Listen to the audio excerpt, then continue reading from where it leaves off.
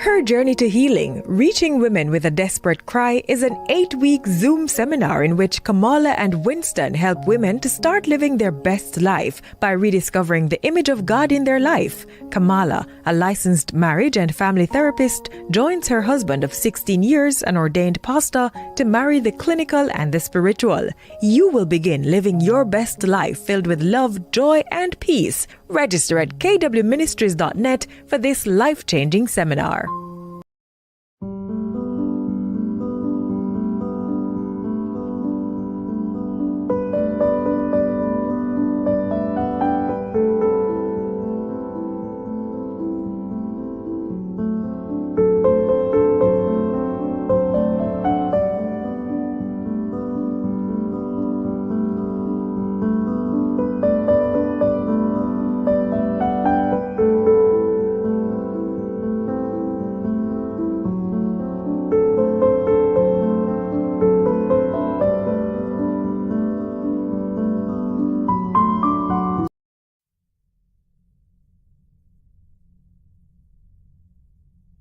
So anxious resistant. So remember there were 4 categories, right? Mm-hmm. So anxious resistant kids were on the opposite end of the spectrum. They didn't have a lot of self-confidence. They really clung to their caregivers, whether it's parents. When I say caregivers, I mean parents, grandparents, just old people in their lives who were, really part of that initial bonding experience. For these kids, they tended to have really exaggerated emotional reactions to stuff, but they also kept the distance from their peers. How did this translate into adulthood? That translated into anxious, preoccupied adults. Mm-hmm. And so they kind of formed less secure bonds with partners and feel really desperate for love and affection.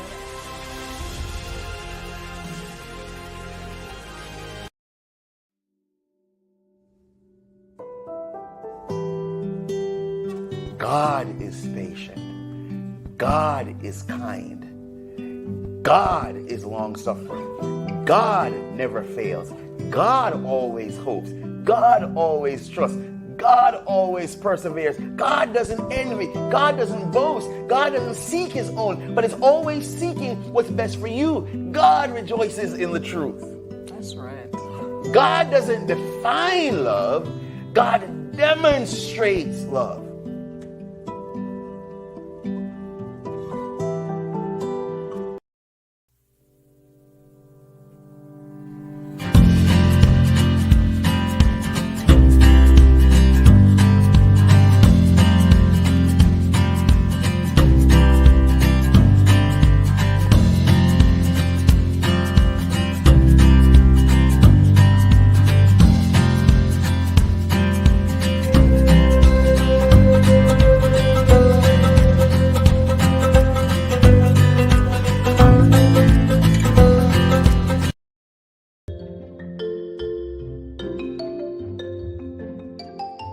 What I find most fascinating is a children's book. A children's book written by none other than a child, Ariana.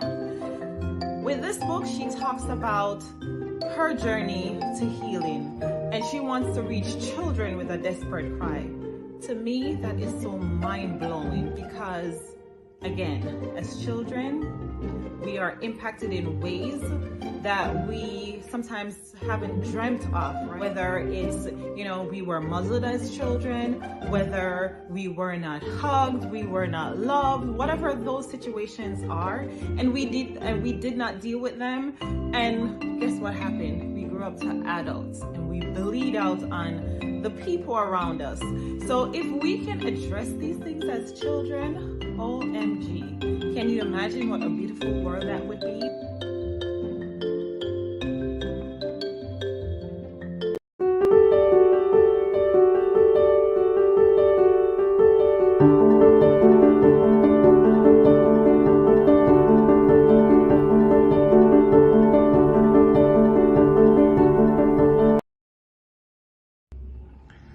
So, Sister Sands, you have participated in Her Journey to Healing, reaching people with a desperate cry. How was it? Awesome. It was a period like no other. It proved to me the importance of unlearning to learn. It was very enlightening, very burden releasing, and accepting oneself the way one was created, the way God intended for one to live.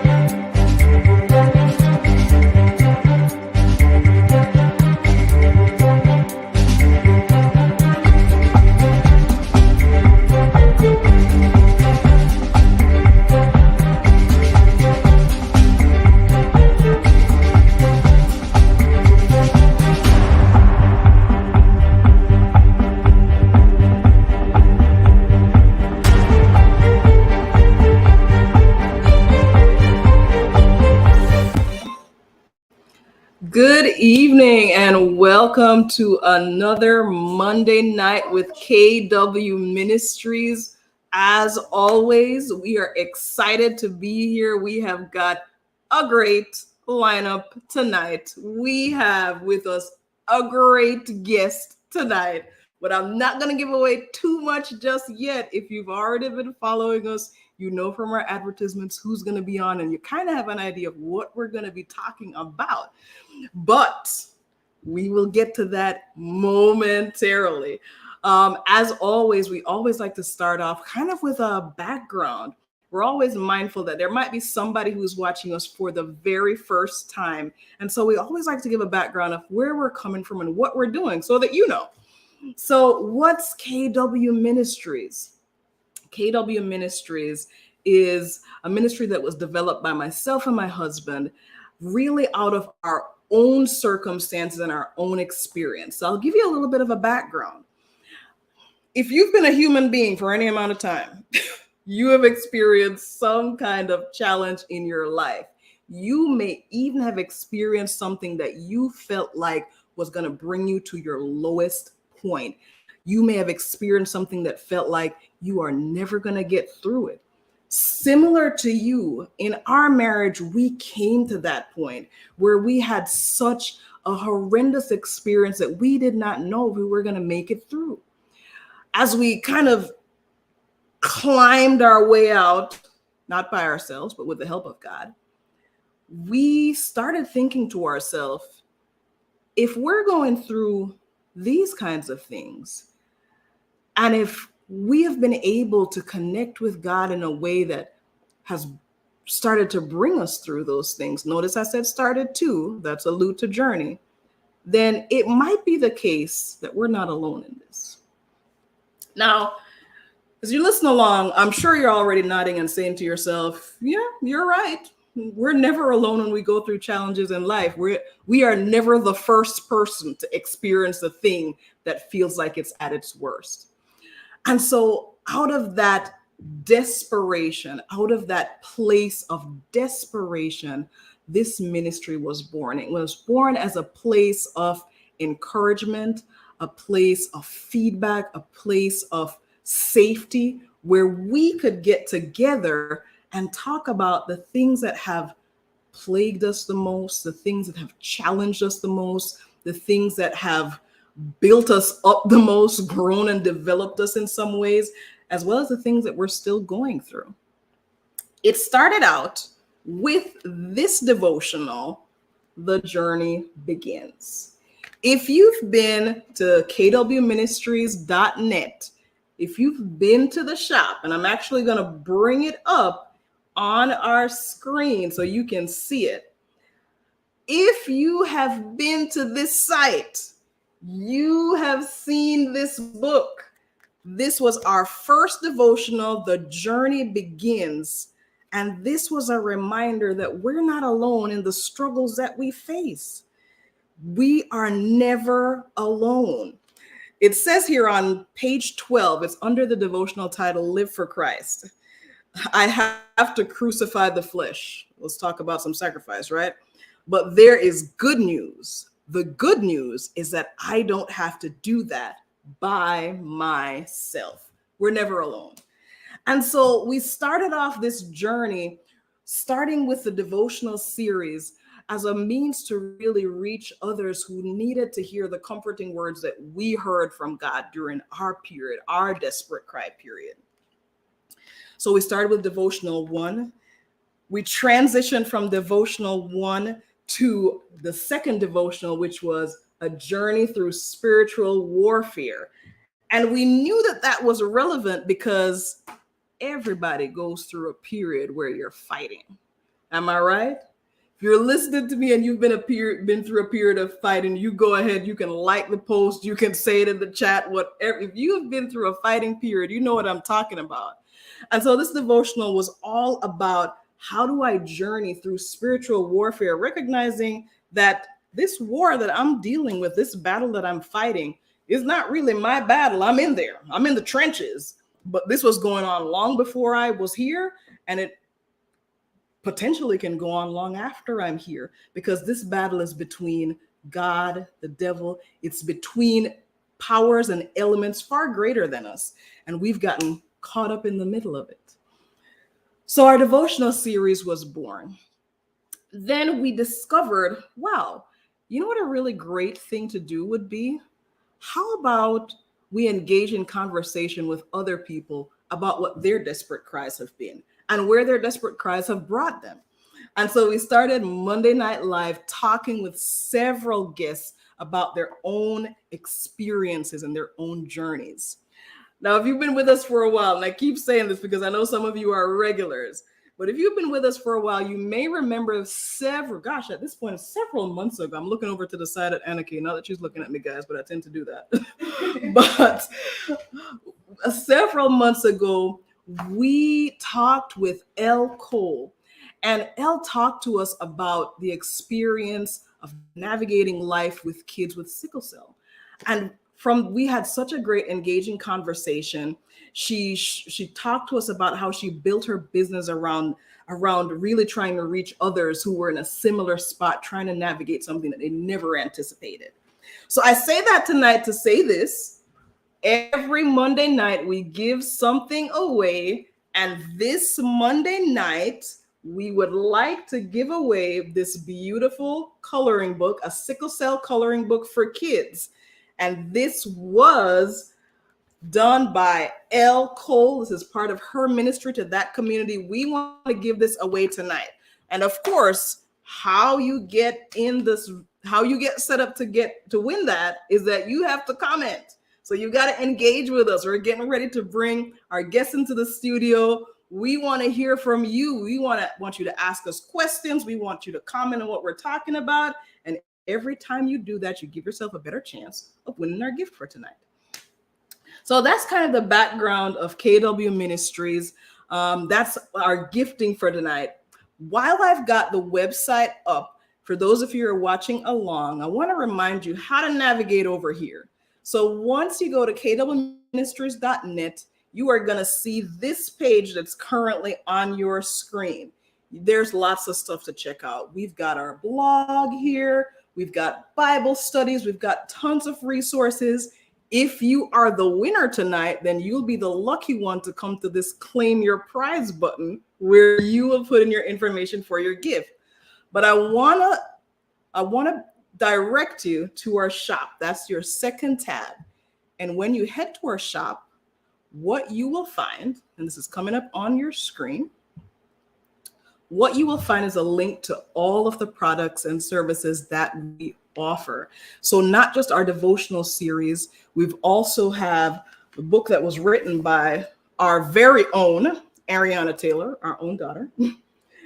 She wrote My Journey to Healing, Reaching Children with a Desperate Cry, which is really a wonderful writing on managing chronic illness, teenage life, and the ups and downs of her experience. And that has been a wonderful way for her to express her journey in a way that not just other kids, but a lot of adults can relate to as well.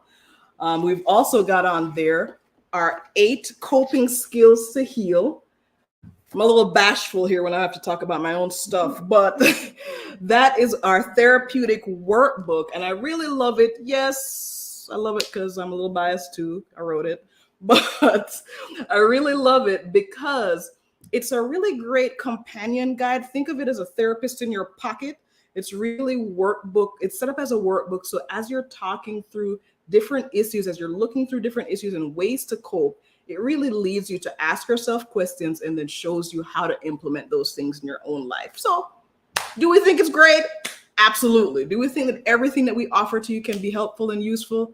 Yes. And it's not just because it's ours. So thanks for coming, guys. I welcome you back again. Like I said earlier, I am excited this evening because our guest tonight is none other than Dr. Donovan Washington. If you do not know who Dr. Donovan Washington is after tonight, you will. But he is the youth director at the South Atlantic Conference. He has a passion for young people. He has a passion for ministry. And tonight we are going to be journeying through faith, reaching our young people. This should be appealing to you, whether you're a parent, a church member, a grandparent, a teacher, whatever position you find yourself in life, this should be appealing to you because guess what? Our young people are the future, and we get to determine we get to kind of influence what that future looks like to its good or to its detriment based on what we're doing now. So I'm so excited to get into this conversation with Dr. Washington. We are going to bring him on right after this break.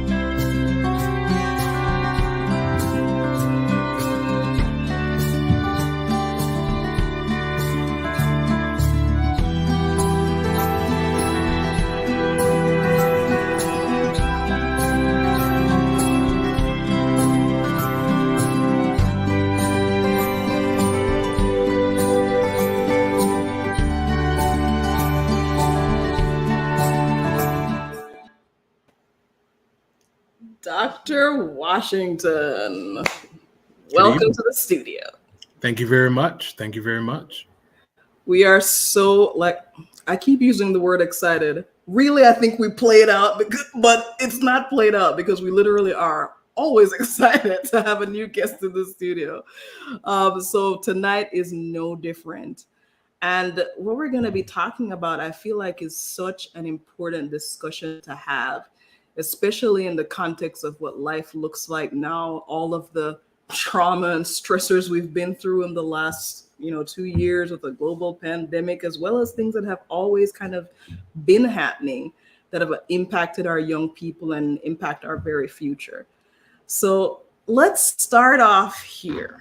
Dr. Washington, how did you even get into the role that you're currently in? How did you develop a passion for working with young people? I am a beneficiary of quality youth ministry.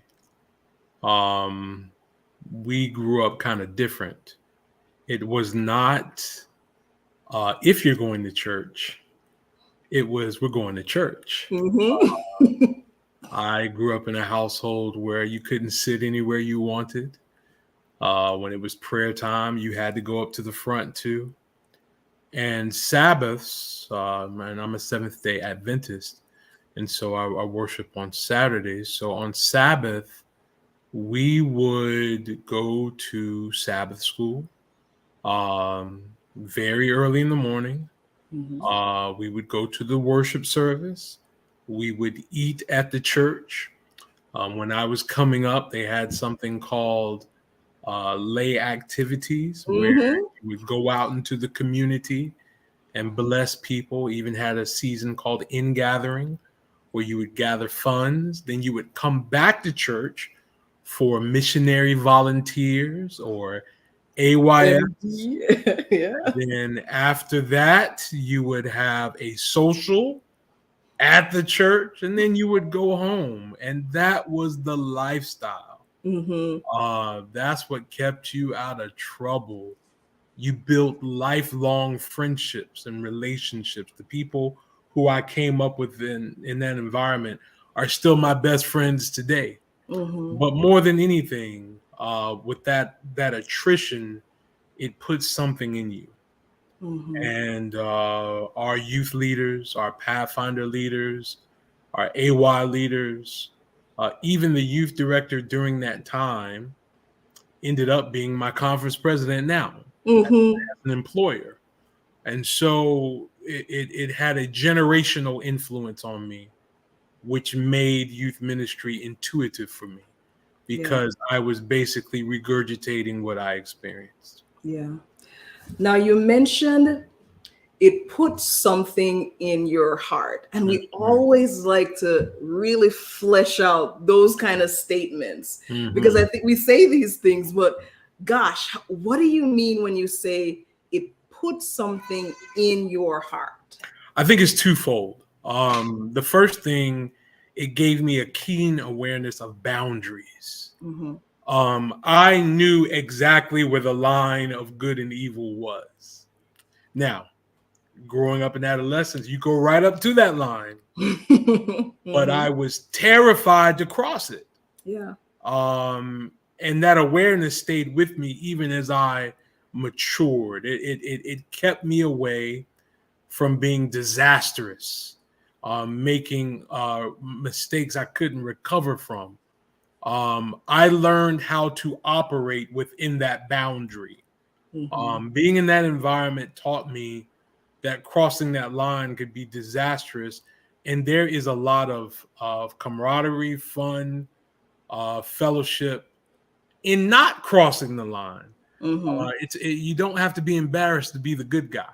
When we got to Oakwood, a group of us, we called ourselves the good fellas. And it was basically it was basically us saying, no, we're not perfect, but we're not about that street life. We're not about that, that wild life. We took some pride in being the good guys. You know what I mean? And so what was put in me was a keen sense of boundaries. Yeah. And then I think the second thing that was put inside of me is my responsibility to community. I'm not just living for myself. There's people counting on me. There's people pulling from me. There are individuals who are invested in my success. I had to be responsible to my tribe. And so very early on, if somebody got sick, you were at the hospital to see them. If somebody needed something, you had their back. When I was in high school, I got in a terrible fight, and one of my friends wasn't there. And to this day, he laments that he could not be there, to help me and to assist me. So a keen awareness of boundaries, in addition to my responsibility to community. And that includes my heavenly community, that God is watching me, that angels are protecting me, that the heavenly host celebrate me. Having an awareness of that community and my responsibility to it were the things that were put into me and were a great virtue. I love how you talked about that instilling of boundaries, that sense of community. And I imagine that really continues even to this day to shape who you are and how you operate and how you work with young people now. I can't help though but to be a little bit of a devil's advocate here. Bear with me. Right. Now, some people would say, or some people have said, or they may even be people who are watching who say, yeah, that sounds like it was a really great experience growing up. It sounds like there were some really good safeguards in place and things that made that a meaningful experience for you. Right. But some people have talked about having the opposite experience, where they grew up in kind of those somewhat same kind of structures, but their experience of it was different. What would you say to that person today who maybe their perspective of that time in their life is a little bit different from yours? What would you say to them if they didn't feel it was as great as the experience that you're alluding to? Well, I'll push back a little bit. I think you're making an assumption that I said it was great. Okay. Let's hear it. Yeah, I never said the experience was always great. Hindsight is always nostalgic. Yeah. It was beneficial. I was developed, but no, it was always great. There were times it was downright oppressive and restricting. Yeah. I would also say to the individual who didn't have the good experience, in my studies, I have discovered that the primary reason that people are no longer affiliated with church or their church roots is that they drifted away. There has to be some culpability at the lens at what you look at your experience. The church is a very easy scapegoat. Very easy. It's low-hanging fruit. It's very easy to say that these people were hypocrites. These people were imperfect. These people hurt me. And so therefore, that is the reason why I made poor choices. That's the reason why I have an affinity to things that hurt me, et cetera, et cetera. When in reality, you have to take a deep breath and say, well, maybe it was me. Or I did not want this, or I didn't handle correction or discipline well. I have a very, very good friend who went on this 6-month crusade on the church financial system. And we have a really good relationship. She's a really nice person. And when you're close to somebody, you can tell them the truth. And I said, you know what is stunning to me, you rail against people giving money to the church, but you had no problem giving Beyonce $2,000 for floor tickets for the on the run tour. And she cares nothing for you. This is an entity that paid your grandmother's bills, that kept y'all from getting in the street, that helped you while you were in college. And Beyonce's done nothing. And you basically mortgage your month or part of your salary, to give her money. It's all about choices and perspective. I dare not say people have not been hurt. I dare not say that mistakes have not been made by churches to push people away, to treat them unfairly. That would be terrible for me to say something like that, because church hurt is a very real thing. One thing I think we undersell and don't talk about is some people like the streets. Some people like to smoke. Some people like to have a good time, and those two perspectives are going to clash with how you see the process of the church experience. Did I have good times? Absolutely. Yeah. But there were times I was refined. Yeah. And now as a middle-aged man, I can look back on it with affinity. But while you're going through it, no, it wasn't this pleasant thing. You know, I wanted to sit with my friends or use the bathroom when I wanted to, and I couldn't do that all the time, you know. And now as a grown man, and as I try to implement so many things with my children, I could adjust it. I think I'm more understanding and more patient and less brutal. But I do see the value in what I got. So that would be my response to that. I love that response. Here's why. I think it's so important as we have this discussion about this journey through faith and reaching young people that, and I don't know if you're on the same page with me on this, but I think one of the things that has been a barrier to us sometimes in the past, not always, is that we've not been able to be as vulnerable about our own experiences and how we navigated them, so that we can have these relational conversations with young people so that they can also know, hey, I may not be going through the same exact experience that you're having, but I've been through my own, and here's how I did it. And here's how I want to give back to you in a way that's authentic. It's in a way that's genuine, in a way that people know that they're truly cared for. And it's not just coming from a place of you should do X, Y, Z. Right. So I really appreciate your answer. Right. So you've navigated this for yourself, right. And you're in ministry, have been in ministry successfully for many years. And you're at this point of, now I'm specifically in this arena of guiding, developing, and reaching young people. Tell us about how that experience has been so far. It's been a joy. I've been at this for 6 years now. I've been in ministry over 22 years. And serving young people has been a joy. Now, I feel no pressure to be like young people. I don't talk like them. I don't dress like them. I don't use the vernacular. You use the phrase authentic experience. Authenticity is a key to all of this. And we need to stop it with thinking young people are these special aliens that need these innovative programs to bring them to Jesus. I think there are three main things that young people care about. Do you authentically care about me? Do you believe yourself what you're teaching me? And when I'm in trouble, can I come to you? And believe me, if you're using all the vernacular and dressing like them and trying to be cool, when they're in trouble, they won't come to you. Yeah. They will not. They'll see right through it.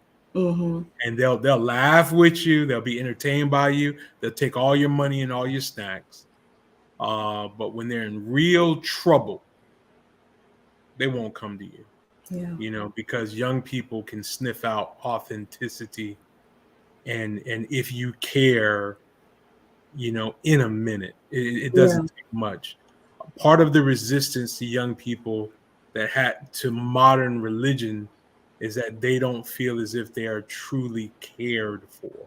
Do you like me? I was the type of person when I dated that for me to be with you, you gotta like me. Okay, like really like me. You know what I mean? Like you gotta think I'm the best thing ever. Yeah. I mean, you got to, even in marriage, I tell my wife that all the time. Like, I should never, ever feel in competition with anybody else. You know, I should feel like Brad Pitt. I should feel like Denzel Washington. You know what I mean?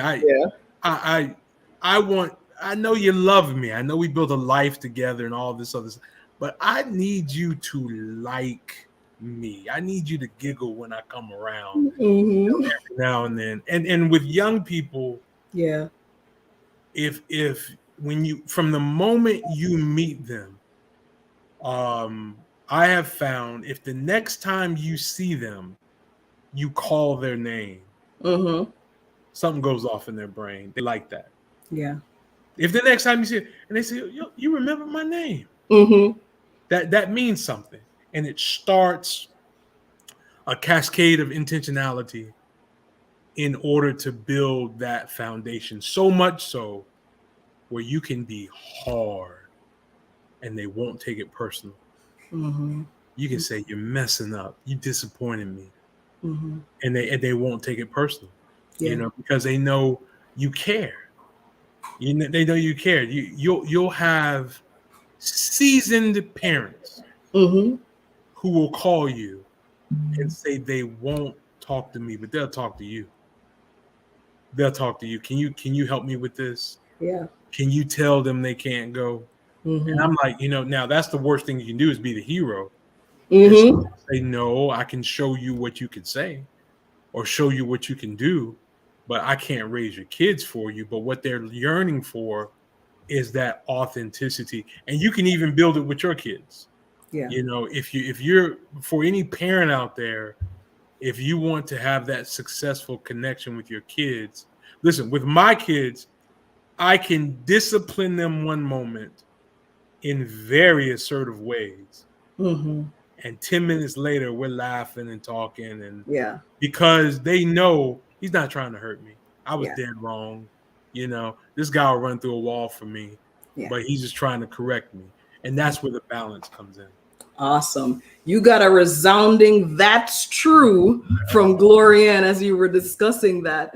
Just that idea that young people, if they know that you truly care, you can have those hard conversations, but it will still be taken from the place that it's coming from, which is a place of love, a place of respect, a place of genuine care. I love that. Pastor Taylor is welcome back to America. Look at you, man.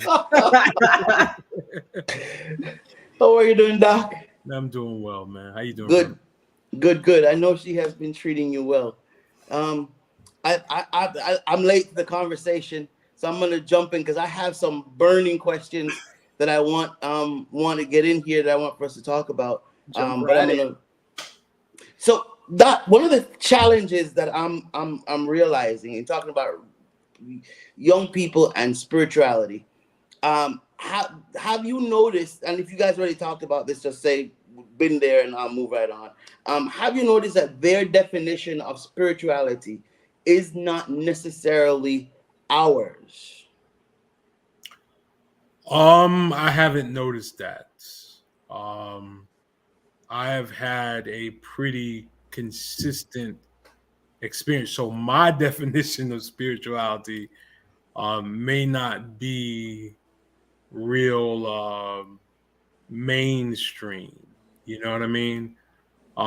So there is a brilliant thread of spirituality, if you're connected to the vine, that connects to young people as well. I just want to say to everybody, I don't think we have to reinvent the wheel. I think that makes a lot of money. I think it makes a lot of headlines. I think it sells tickets to conventions. But true, authentic, biblical spirituality is generationally consistent. I believe that. I believe that. I don't believe the same Jesus that drew us can draw them. You know, the crucified Christ touch young people's hearts. We were at a church not long ago, and my child was sitting beside me, and she loves music, and we were in the middle of worship. We were at a Haitian church, as a matter of fact, and didn't understand a lick of what they were saying. She didn't understand, not a thing. And we walked out of the church, and she said, man, she's turning 13 next month. She said, Daddy, I felt the Holy Spirit. Oh, wow. And I asked her, you know what that means? And she explains it. And I said, good for you. Now you keep listening to that voice. Amen. It'll keep showing you.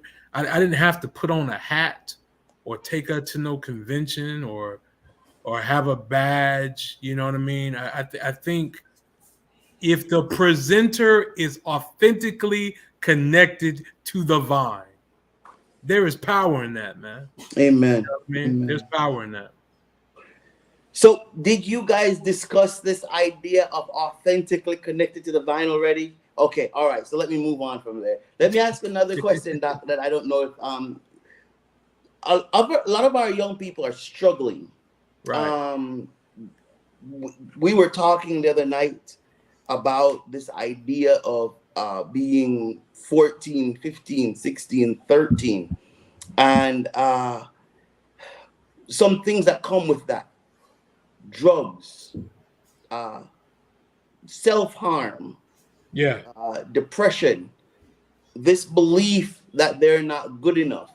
I was at dinner earlier with my niece, my 13-year-old niece, and Dr. Washington, I wish I could put up a picture of this child, as beautiful as they come. Right. And she doesn't think she's pretty because somebody at school said she's not pretty. How are you? Do you see that as you work with young people, and what is it that you're doing, or guide us on how that's being handled? Wonderful question, Pastor. It is. We are living in an unprecedented mental health crisis. That's beyond ministry.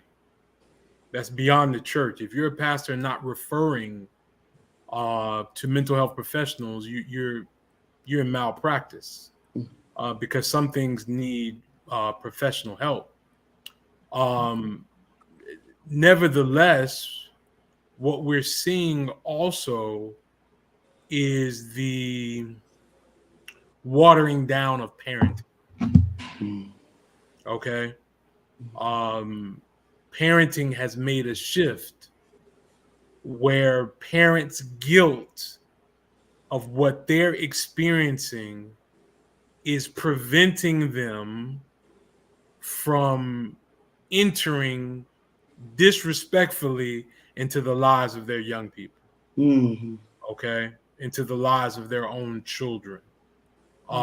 Workflow is preventing intentional, deep conversations on self-image,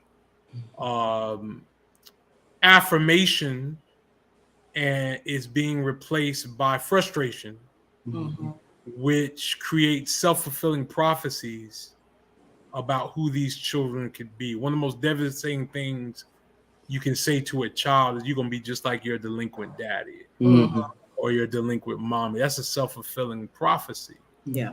And so, and I'm sympathetic to it, because if you have a single parent who's raising a child who looks just like the person you broke up with, who hurt you, that's tough.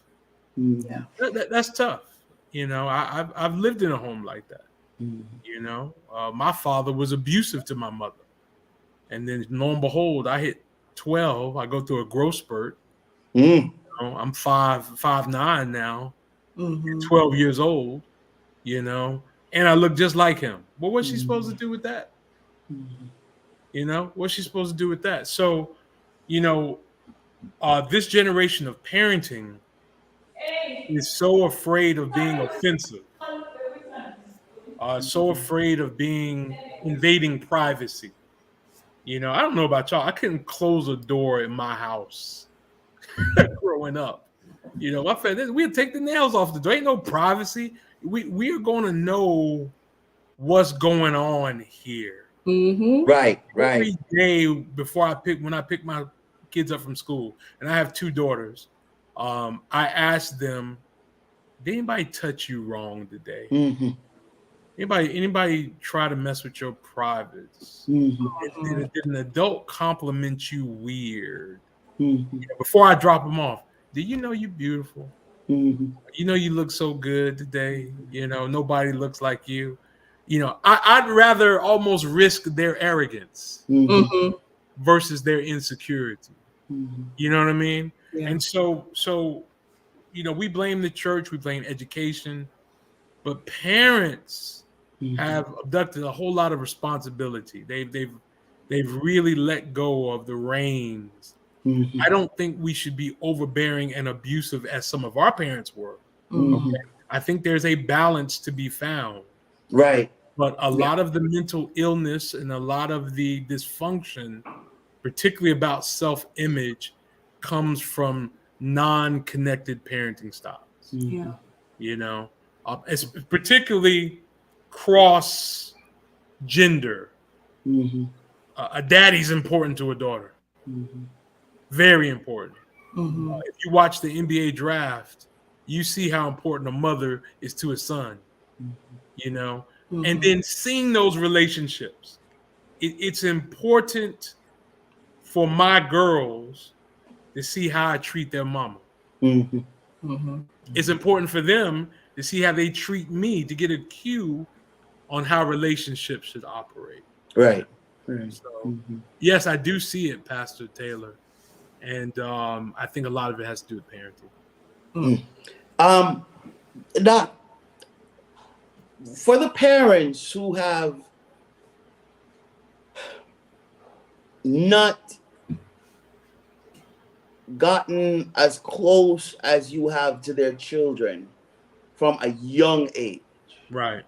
because it's challenging for any parent, or would you agree with me that it's challenging for a dad or even a mom who has not gotten close to their child from a young age to, at a 13-year-old, to then be approaching them to ask them those intimate questions that you just talked about? What guidance is there for that parent who just wants to get into the game? Their child is Right. You with me? Right. I think it starts with humility. Yeah. A parent, hold on, Doc. Oh yeah. A parent being humble to a child. Oh yeah. Oh Bring yeah. it, Doc. Bring it. I'm here for all of it. Mea culpas.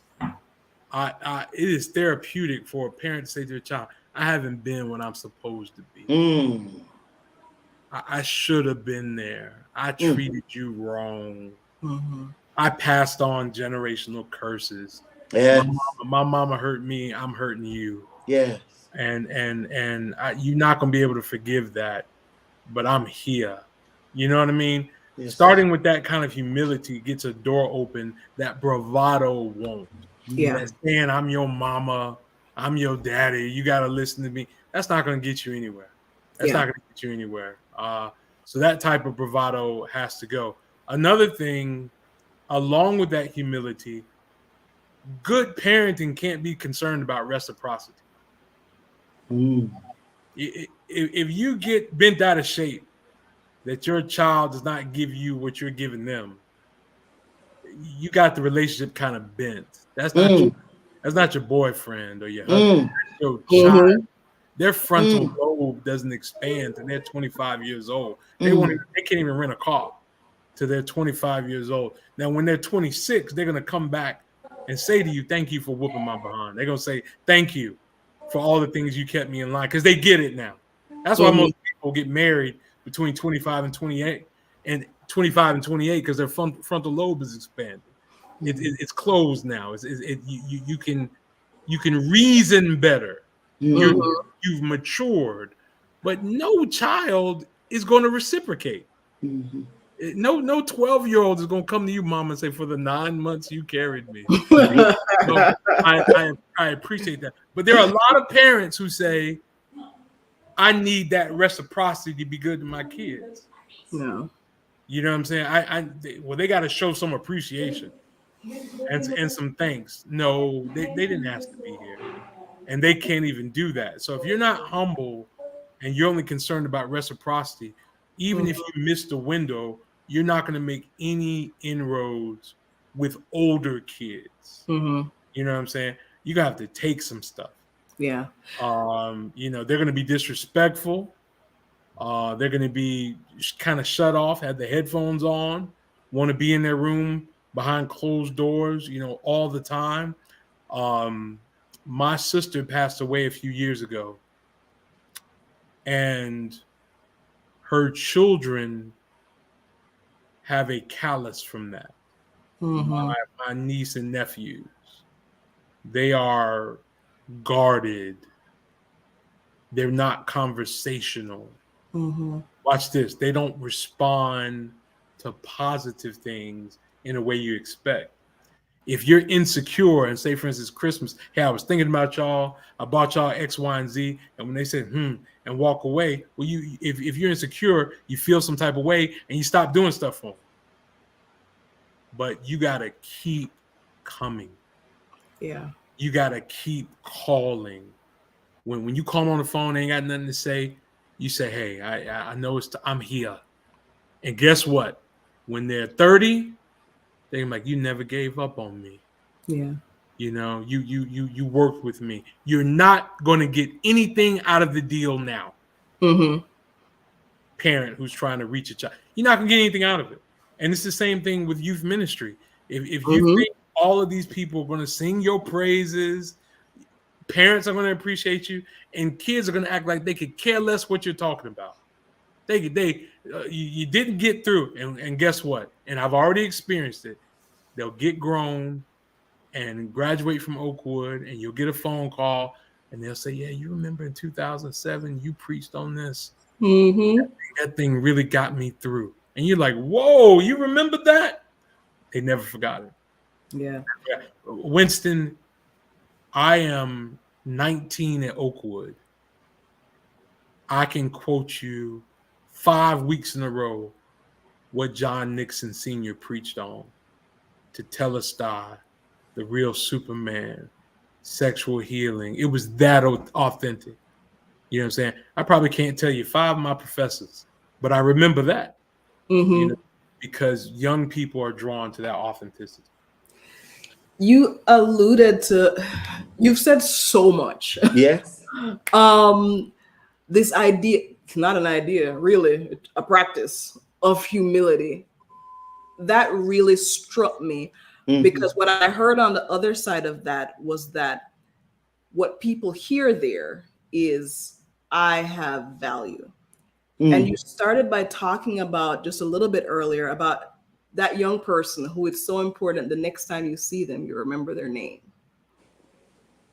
You remember to have those connections. And then as you were talking about your own family and your niece and nephew, and talking about, even if you barely get a thank you or a the fact that you remain consistent, regardless of what the response is where young people, where even we in our own lives have experienced other people as being, that person really does value me. That person really does see me as important. That person really cares. And I know 10 years from now, 15 years from now, when I see that person again, those are the things that are going to stand out to me. Those are the things that I'm going to come back to. It's stunning how many people don't read the room. Like, I mean, who cares about a youth Congress badge or your sermon points when you can stand in front of young people and you can see some of their deficiencies just by standing in front of them. If they're not making eye contact, if they always sit in the back, if they're insecure about what they wear or what they smell, forget your program, forget the agenda. And after the quote unquote youth program is over, go to the back of that room and say, hey, I'm really grateful you came today. Yeah. You know what I'm saying? I appreciate you being here. What's your name? You're at camp. Go sit with the ones that nobody wants to sit with. You know what I'm saying? Hey, you're really making a difference. You got a lot of talent. If they don't sing or sound as good and they got up to the front, let them know, hey, I appreciate you doing this. I think next time I want you to do this for me. And I appreciate it. And I thank you for it. That's where youth ministry and parenting, that's where the wins take place. The stuff that nobody sees. Yeah. It takes nobody cares that you're on a flyer. or any of that stuff. That all that stuff don't make no, the stuff that people, you know, run off, or the stuff that people see, the behind the scenes care. You know, making a kid's day, making them feel special. COVID, you didn't get to see people for 2-3 years. And so I was in Milledgeville, Georgia a few weeks ago. I went back to a church, and the one of the boys came up to me and he said, "Hey, you remember me?" And it was one of those things where if I didn't, it would crush him. So instead of playing the dumb pastor game where I started guessing this stuff, I said, "Man, how am I supposed to remember you? You got dreads now. You just as tall as me." You know, I was humble about it. I said, "Bro, there's no way you have changed. I guarantee last time I saw you, I didn't know how big you are." Okay. Yeah. And he said, it's so and so. I said, "Get out of here." You know, once he told me his name, because he knew I recognized him. Right. I was humble enough to say, "I'm not going to play this game. I know I don't know you." You know what I mean? I had no ego in trying to guess. But once I did know who it was, I could recall things that we had been through to let him know he was somebody important in the past. And that means something. Pastor Taylor, as grown men, it is devastating. And come on, let's just be vulnerable tonight. It is devastating when you have a mentor, a professor, a former pastor who meant the world to you. And you go up and see him again, and they don't even know who you are. Yes, sir. It hurts as grown men. Yes, sir. Yes, it hurts. Maybe in your field, Sister Taylor, you know, somebody you work and they have no idea. But it's everything. When I can go to Decatur and T. Marshall Kelly is there, and he says, "Donovan, I'm glad you came and talked to me." Man, you walking on air. You like, whoa. You know what I mean? Yes. Watch this. I got a phone call a couple months ago. If he's watching, he can testify this. From Delbert Baker. Yeah. Phone rang. "Hey, Donovan, this is Dr. Baker." And I'm just like, what is going on here? You know what I mean? Like that's awesome because I look up to him. Yeah. And we're just talking and he's recounting times from 1998 and things I did. You couldn't tell me nothing for a week. Nothing. Now imagine a kid whose daddy's not home. Yeah. Or they catch hell. The only peace they have is when they come to your stuff. And you can't take time to get to know them and pour into them.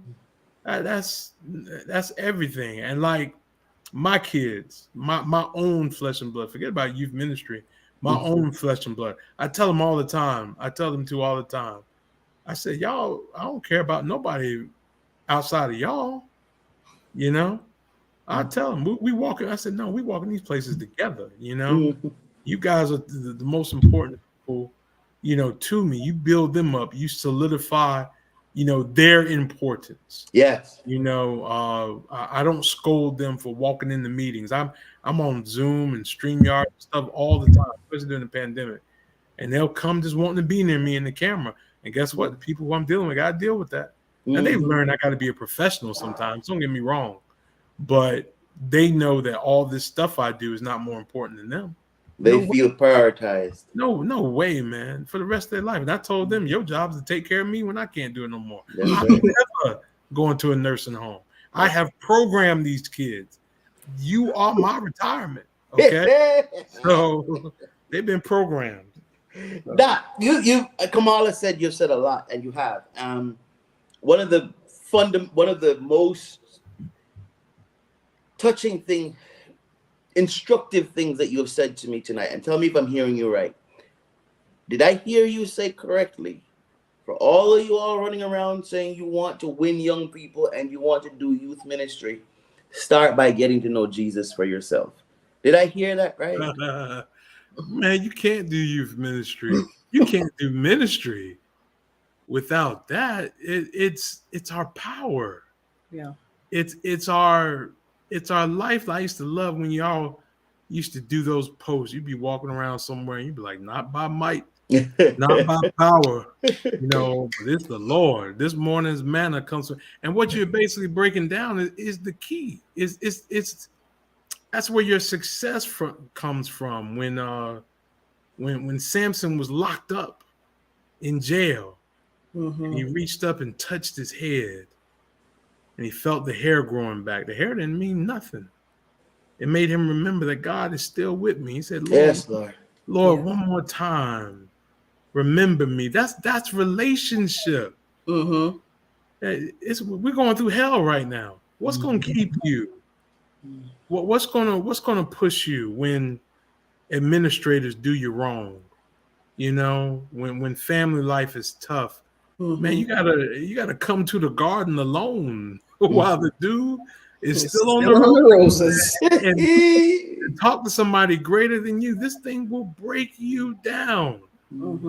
Life will break you, and we have an enemy that hates your guts. The things that y'all have been through, Winston, it's not coincidence. It's not an accident.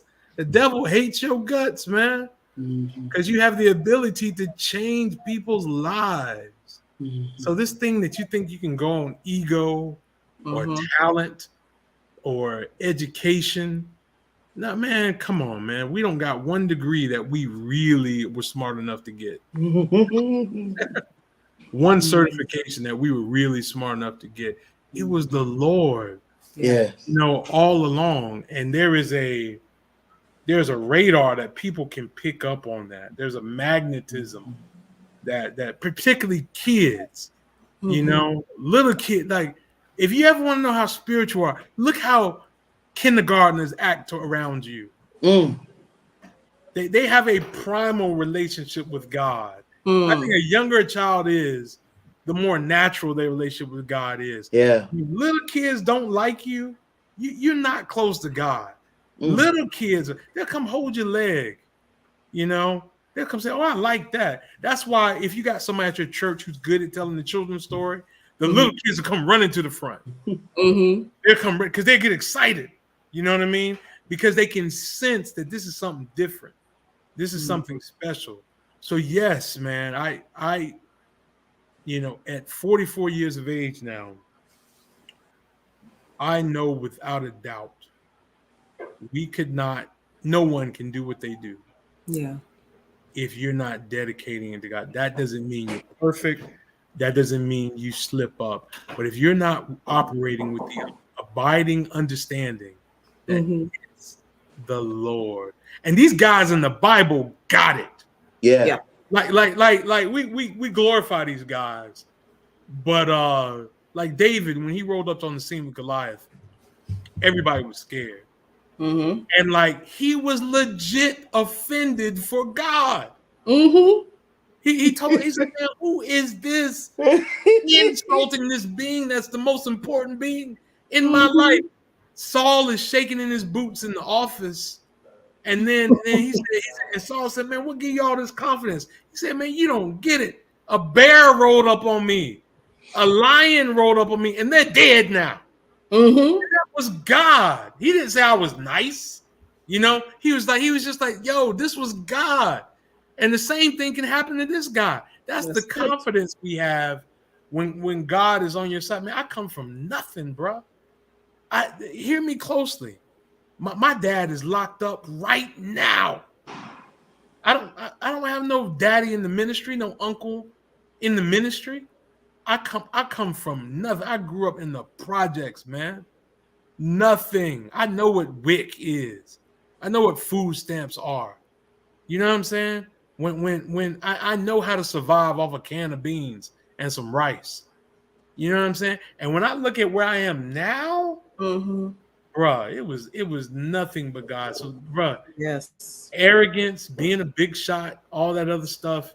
Nah, man, none of that stuff matters. We can make while we're on this world, and we ain't got much longer.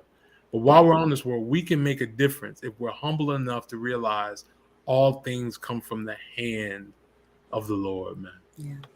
That is so powerful. Kamala, I saw stuff popping up on the screen. You want to read a few before? I was right there with you. There are two that popped up earlier that I wanted to go back to. The first one that really struck me, Anna Kate, on it. Amen. We just need to give them truth and not our own shows. Put aside the horse and pony stuff, man. You see, Mom, Auntie Lorna heard the same thing I heard. That's why I went back to Doc and asked him. I said, "Am I hearing you right? That you're saying what I need is my own authentic relationship with Jesus. Yes. And once I have my own authentic relationship with Jesus, I can start with my daughter, my 13-year-old, my 14-year-old is sitting right beside me.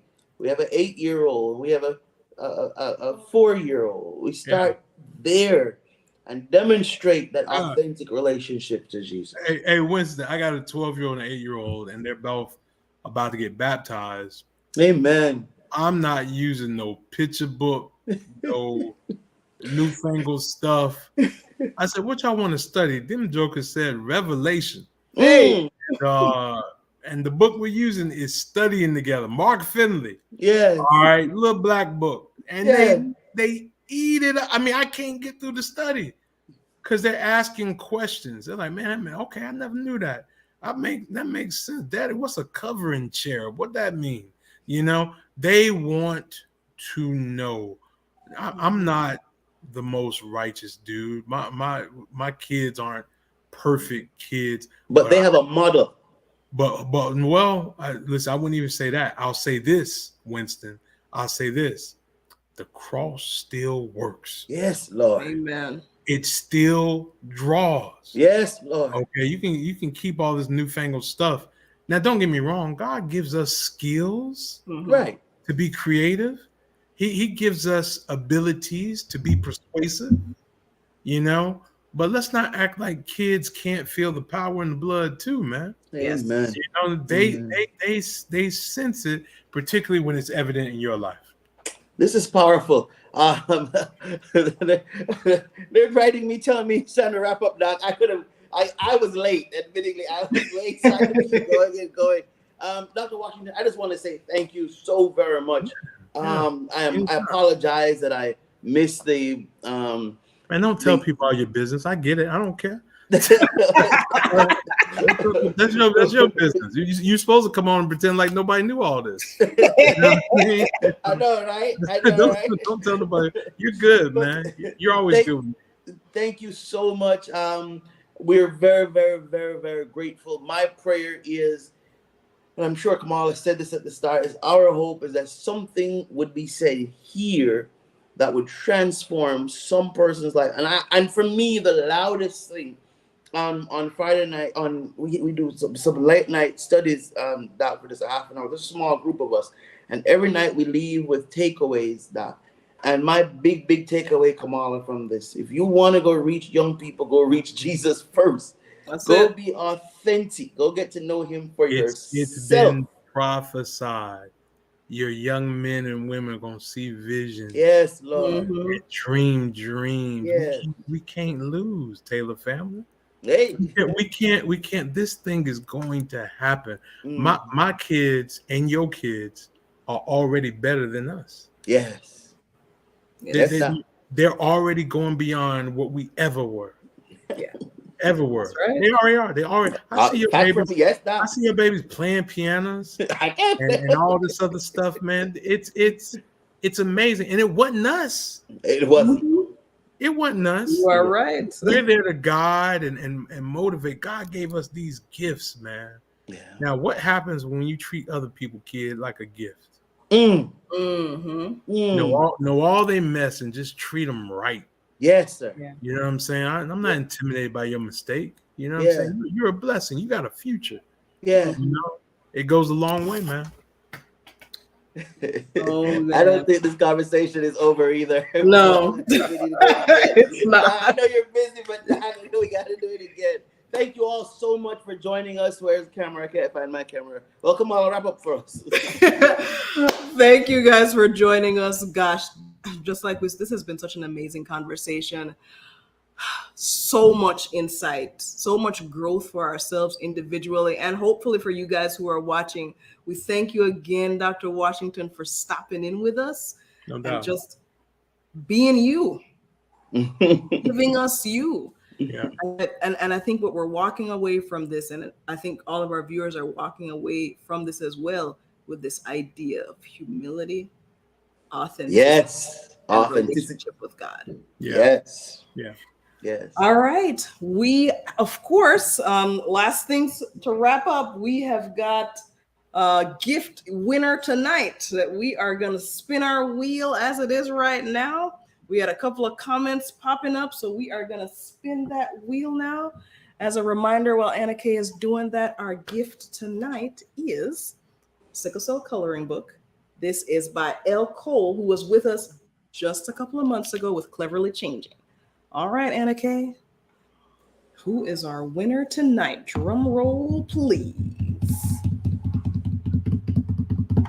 Glorian, tonight's your night. You have won.